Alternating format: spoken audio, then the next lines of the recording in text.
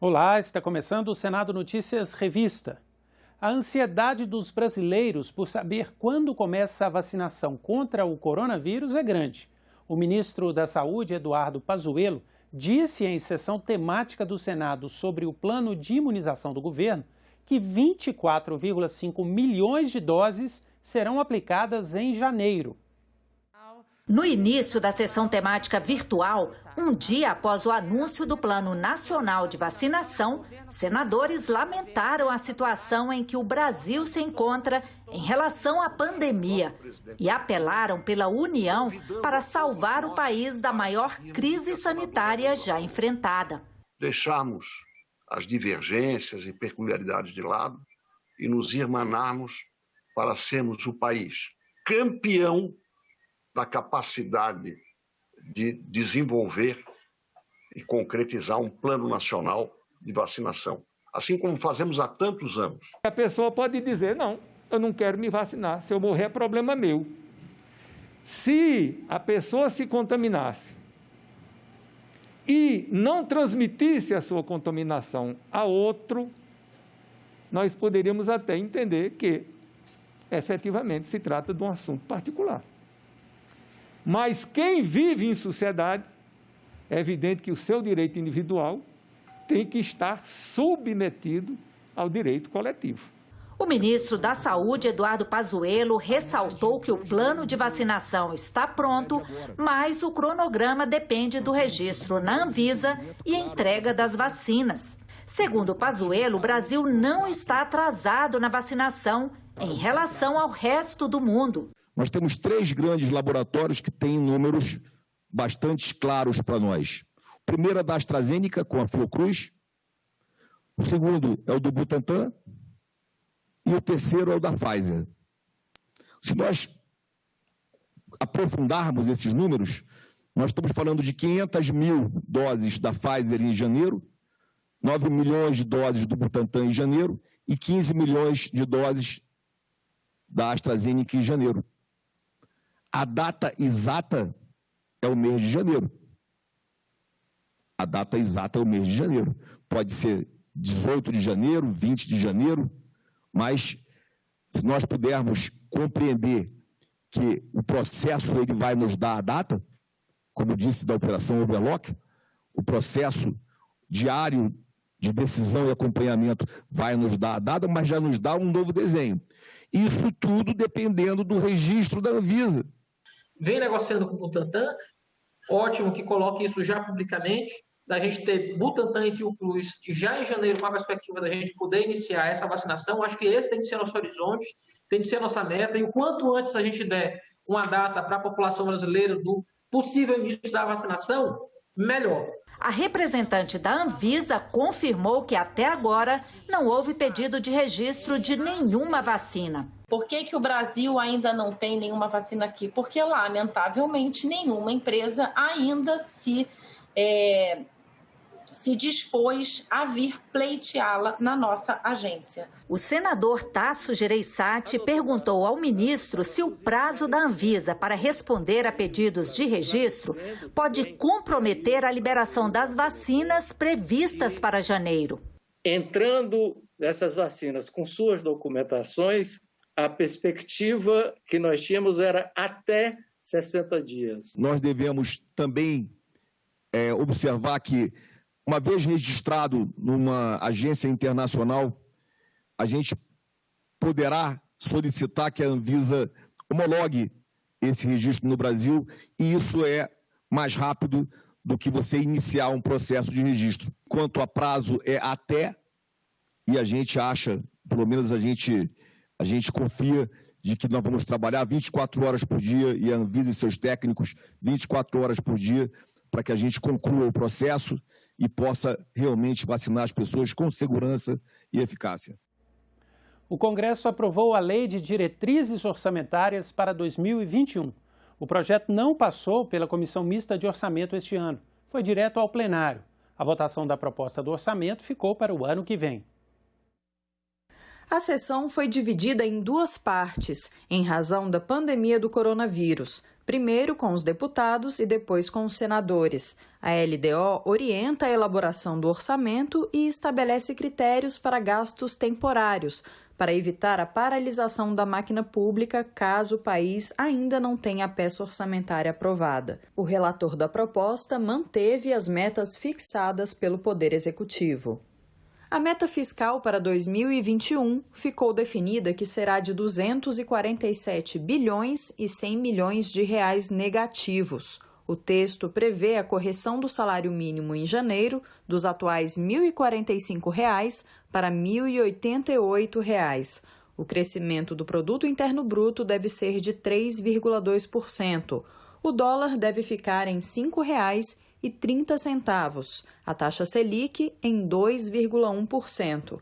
E ainda, de acordo com o texto aprovado, a inflação pelo IPCA está projetada em 3,2%. Mas o senador Irajá fez alterações em outros pontos. Por exemplo, a inclusão do Programa Habitacional Casa Verde e Amarela para municípios de até 50 mil habitantes. A partir do ano que vem, iniciaremos a construção dessas casas, que é o anseio, a expectativa de milhões de famílias brasileiras dos 27 estados da federação.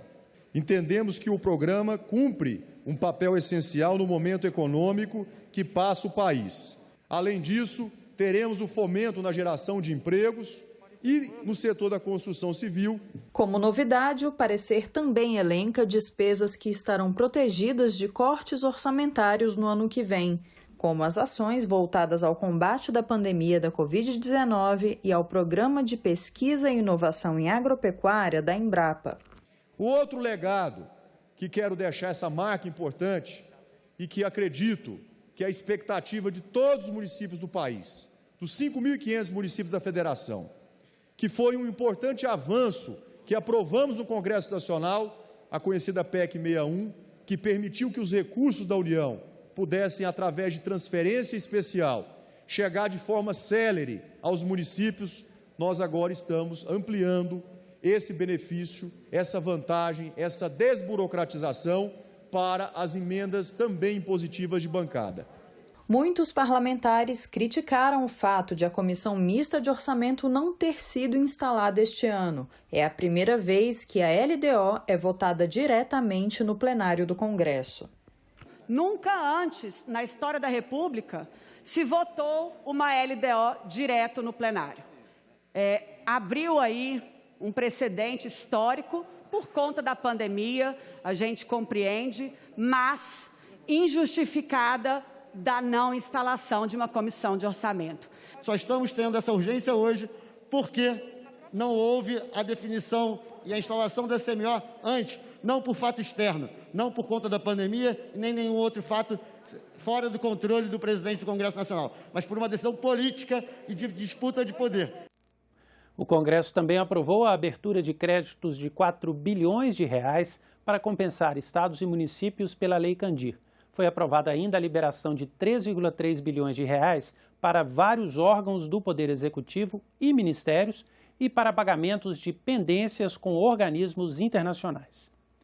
O plenário aprovou em dezembro a regulamentação do fundo que financia mais de 60% da educação básica pública do país, o Fundeb. O Senado retirou mudanças que haviam sido feitas pela Câmara dos Deputados e garantiu que os recursos do fundo sejam destinados apenas para o ensino público. As alterações dos senadores foram confirmadas pelos deputados. O projeto aprovado estabelece os critérios de distribuição progressiva do dinheiro da União para estados e municípios. O Fundeb é composto de 20% da receita de 8 impostos estaduais e municipais e de valores transferidos de impostos federais. Até 2026, a União aumentará a complementação para esses fundos menores a cada ano, começando com 12% do total até atingir 23%.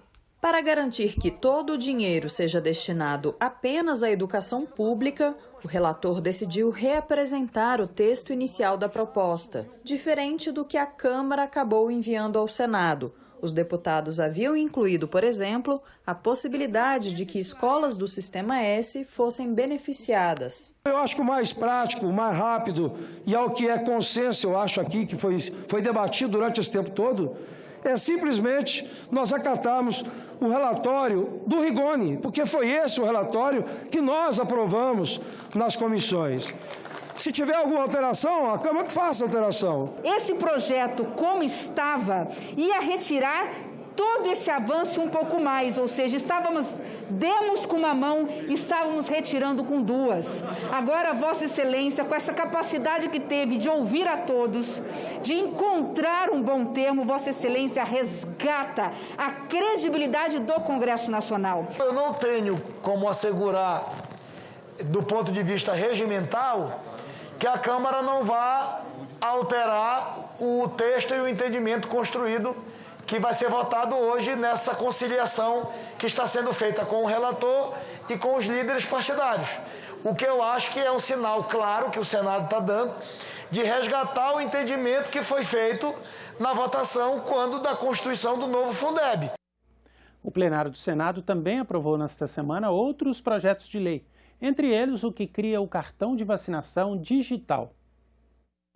A ideia da proposta é reunir todas as informações das vacinas que cada pessoa já tomou por um sistema eletrônico, tanto de vacinações administradas no serviço público como na rede privada. O projeto também estabelece que os dados possam ser consultados pelos pacientes em plataforma digital. Nós estamos num ambiente muito conturbado sobre a história de vacinas. O presidente da República ainda ontem fez uma declaração que me parece muito delicada, que pede para que cada cidadão, cada pessoa ao ser vacinado, para ser vacinado, assine um termo de responsabilidade. Há polêmica sobre requisição autoritária de vacinas por parte do governo do Estado. Na construção com o governo e com os líderes, foi incluído o artigo 6º-A, que diga: será instituída a carteira de vacinação digital, que conterá a identificação do portador, as vacinas e os soros aplicados e pendentes, os fabricantes, os lotes das vacinas, dos soros utilizados e outras informações estabelecidas no regulamento. E fica lá o parágrafo único.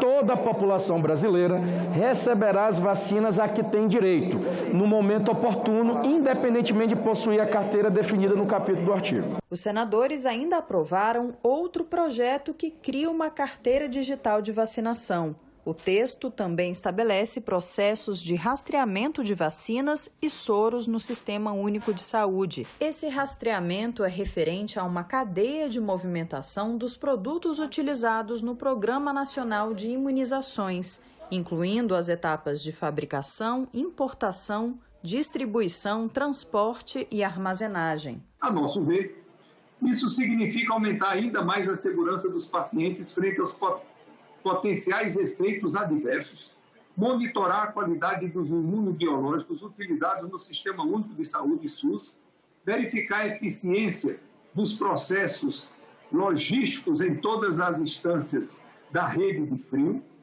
distribuição e armazenamento deste produto e afastar preocupações, hoje em dia, muitas vezes infundadas, acerca da segurança e da eficácia das vacinas oferecidas de acordo com a Calendário Nacional de Vacinação. Outra proposta aprovada pelo plenário foi a regulamentação de aquisições, posses e o cadastro de propriedade rural por estrangeiros. Pelo texto, os imóveis rurais adquiridos por sociedade estrangeira deverão obedecer a princípios da função social da propriedade e devem ser autorizados por ato do Poder Executivo, seguindo regras do Código Civil. A soma dessas áreas rurais não vai poder ser maior que 25% da superfície dos municípios onde estão localizadas. Quando se tratar da implantação de projetos prioritários para o desenvolvimento do país, o Congresso poderá autorizar a aquisição. Nós não podemos, diante de uma pandemia, de uma recessão econômica, do desemprego que vem alarmando as famílias brasileiras, deixar de receber esse bom investimento, um investimento que gera emprego, que gera renda, que gera riquezas, que gera mais alimentos. E na última sessão do Congresso em 2020, o presidente Davi Alcolumbre comentou a atuação do Poder Legislativo durante o ano da pandemia. E eu tenho convicção que esta casa sempre esteve à altura dos desafios, especialmente esse ano, no ano da pandemia, onde perdemos milhares de irmãos brasileiros.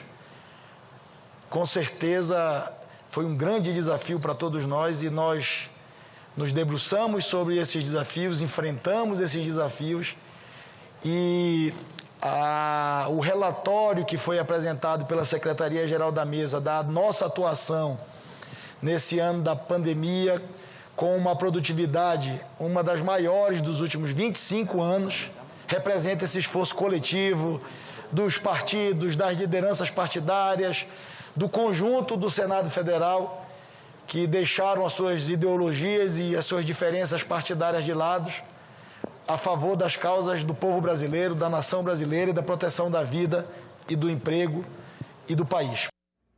Agora vamos falar sobre o meio ambiente. O Senado também fez uma sessão temática para debater as queimadas na Amazônia. A sessão temática foi um pedido do senador Luiz Carlos Reis, com o objetivo de coletar informações sobre o desmatamento da floresta amazônica e o desenvolvimento agrícola na região. O aquecimento global é uma preocupação mundial e nós temos grande interesse nessa questão. Acho que nós podemos enriquecer esse debate e apresentar à sociedade brasileira e mundial a visão que nós temos, né? Entre agosto de 2019 e julho deste ano, a taxa de desmatamento na Amazônia foi de 11 mil quilômetros quadrados, número muito superior ao que se esperava, de 3 mil quilômetros quadrados. Há um crescimento do desmatamento nos anos recentes, há também um crescimento de queimados, o crescimento dos desmatamentos aqui está mostrado. Nós chegamos a 6.700 em 2017 e atualmente estamos num crescimento de 11 mil quilômetros quadrados. Entre 2005 e 2012, 2013, onde nós conseguimos reduzir de mais de 80% o desmatamento da Amazônia, sem que houvesse qualquer prejuízo mensurável à agricultura brasileira. Os números do nosso agronegócio, pelo contrário, praticamente dobraram no período. Mas há divergências. Note-se que, historicamente, a média de focos registrados durante o ano para esse bioma é de aproximadamente 110 mil focos, que é a linha laranja no gráfico. Ao observarmos o ano de 2019, percebemos que ele está abaixo da média histórica e menor que os anos de 2017, 2015, 2010 e mais outros 7 anos da série. Situação semelhante é observada em 2020. De acordo com estudos da ONU apresentados por este professor da Universidade Federal de Minas Gerais, o maior desmatador do planeta é o Brasil. De fato, infelizmente, esse é um recorde, né, que nos coloca isolados no mundo, como um país do mundo que, apesar de ser muito rico, né, é o país que mais rapidamente está perdendo a sua riqueza. E são nas terras públicas onde os crimes ambientais são mais frequentes. Sejam elas áreas protegidas, né, unidade de conservação, terras indígenas, enfim, ou sejam elas florestas públicas não destinadas e áreas sem uma informação cadastral definida. A Amazônia ela é crítica no transporte do vapor d'água que é gerado no Oceano Atlântico tropical, e vocês veem que a região onde o agronegócio brasileiro é forte, que é basicamente Mato Grosso, Goiás, Rondônia e assim por diante, e parte do sul do Brasil, é irrigada pelo vapor d'água que é processado na floresta amazônica e é transportado aqui para fora, fazendo a chuva, irrigando o agronegócio brasileiro. É extremamente importante que nós possamos levar esse debate para essa posição e fazer com que a gente tenha uma solução. Não apenas criticar o Brasil, como estão sendo criticados, um setor que ainda está carregando o país nas costas. Não sou favorável, repito, à devastação. Vamos trabalhar esta área. O que nós podemos fazer em cima da agricultura, da pecuária, das plantas nativas? Nós temos que fazer com que a Amazônia possa aproveitar essa tecnologia. A última edição do ano da coluna Momento Eco mostra alguns trechos da retrospectiva 2020 do programa Eco Senado, que vai ao ar em janeiro aqui na TV. No ano que vem, o Eco Senado completa 15 anos de vida, espaço garantido para a preservação ambiental e o desenvolvimento sustentável na programação da TV Senado.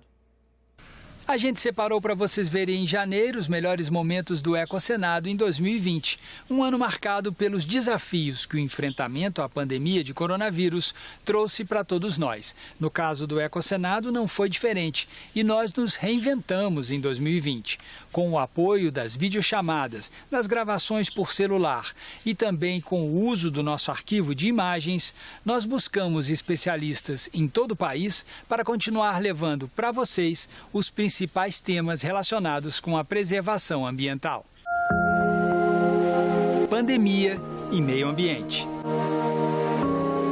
Esse ano, devido à crise da pandemia, haverá uma redução global de 8% das emissões de gases de efeito estufa. Isso é bastante significativo. E a crise como oportunidade de mudança. É uma chance de buscar formas mais inteligentes para interagir com a vida nesse planeta. E mais, a cura pelas plantas. O reino vegetal, ele é vivo como nós, ele tem consciência. Como nós temos consciência, ele também tem consciência, né? E nele a consciência é totalmente original. Tudo que ele veio para ser, ele é. Geração de energia do lixo. Fogo no Pantanal.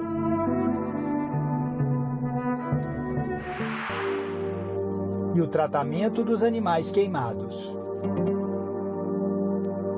Hoje a gente está fazendo mais uma troca de curativo da Manassi, né? Então as filhas já estão, muitas regiões já estão fechadas e outras já estão quase fechadas por completo. A Voz dos Senadores também esteve presente no Ecosenado em 2020. Antes do distanciamento social entrar em vigor, gravamos 2 entrevistas com a senadora Elisiane Gama e com o senador Jean Paul Prates em seus gabinetes. Mas com a adoção do trabalho remoto pelo Senado, no final de março, nós só voltamos a gravar presencialmente com o senador em dezembro. Dessa vez ao ar livre, no viveiro do Senado. E os elogios feitos pelo senador Fabiano Contarato ao nosso programa nos deixaram a certeza de que seguimos no rumo certo nesses 15 anos de vida do Ecosenado. Parabéns pelos 15 anos, espero que tenham muitos anos pela frente, que vocês continuem com esse programa que só faz com que nós tenhamos um direito à preservação a essa pauta ambiental que eu tanto almejo enquanto cidadão. Você vai ver a retrospectiva 2020 do programa Ecosenado ao longo de todo o mês de janeiro na programação da TV Senado. Já a coluna Momento Eco volta agora só no ano que vem. Um bom final de ano para todos. Foi lançado na sessão desta quarta-feira o livro Por Trás da Mesa, que retrata 60 anos da história do Senado e do Brasil, contados pelos secretários-gerais da mesa. O secretário-geral é aquela pessoa que fica ao lado do presidente e o auxilia nas sessões plenárias. Tem um profundo conhecimento do regimento interno, da Constituição Federal, precisa atuar com isenção e discrição e é também um moderador de conflitos. Nós não somos os atores daquele espetáculo que é a sessão, né, do Senado Federal ou da Câmara dos Deputados, né? O nosso papel é de viabilizar a estrutura, né, a produção, digamos assim, para que aquele espetáculo possa ocorrer, que é um espetáculo democrático. Ele está sempre numa situação em cima de um fio de navalha, porque ele tem como norte essas normas constitucionais, legais e regimentais, e tem como patrões os 81 senadores, muitos movidos por divergências e entendimentos distintos que são absolutamente legítimos. Uma característica muito interessante dos grandes secretários-gerais da mesa foi a capacidade de oferecer soluções. O livro, que inicialmente seria sobre o aniversário de 60 anos de Brasília, revela bastidores, curiosidades e documentos históricos que, apesar de serem públicos, nem sempre são de fácil acesso. Nós estamos lançando, na data de hoje, uma obra que resgata o funcionamento desta casa nas últimas décadas. com uma série de documentários históricos do acervo do Senado Federal, que somente agora vem a público nesta sessão do Senado. Quando começamos a encontrar essa documentação toda, né, pertinente ao período de Brasília, da mudança para Brasília, plantas originais, correspondências entre o secretário-geral da mesa da época e Oscar Niemeyer, né, telegramas de Jango dizendo que estava no Brasil e que poderia vir tomar posse, né, uma série de documentos oficiais dos últimos 60 anos do Brasil. Chegamos à conclusão de que não, esse livro precisa contar todas essas histórias, né, são histórias do Senado contadas a partir, né, das reminiscências, das recordações dos ex-secretários-gerais. A morte de Sara Abraão, secretária-geral da mesa na década de 70, também serviu de inspiração para esse projeto.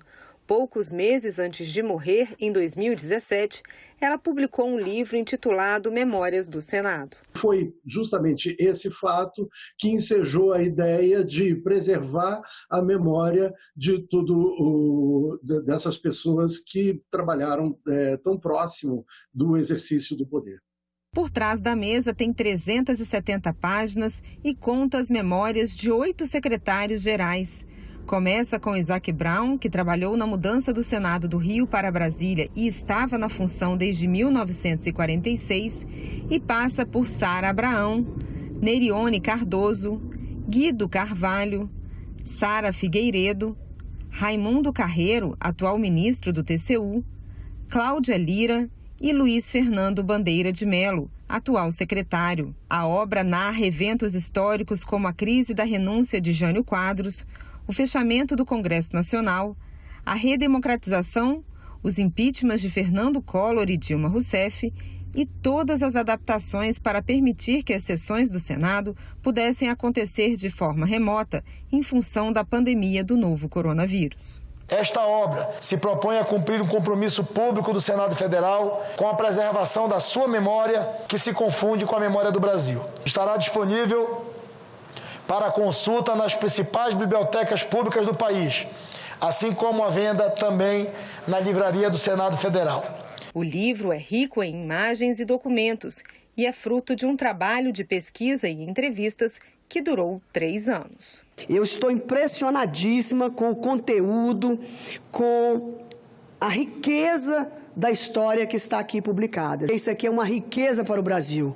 Quem dera todas as nossas universidades do país, ligadas à política, à história, às ciências políticas, pudessem receber um número desse. A ideia de falar por trás da mesa é mostrar um pouquinho do que pode ser mostrado desse bastidor, do que é oficial, do que é público e do que deve ser conhecido pelo brasileiro. Nós ficamos por aqui. Você pode rever as reportagens desta edição na nossa página na internet, senado.leg.br/TV. Obrigado pela companhia e continue sintonizado na TV Senado.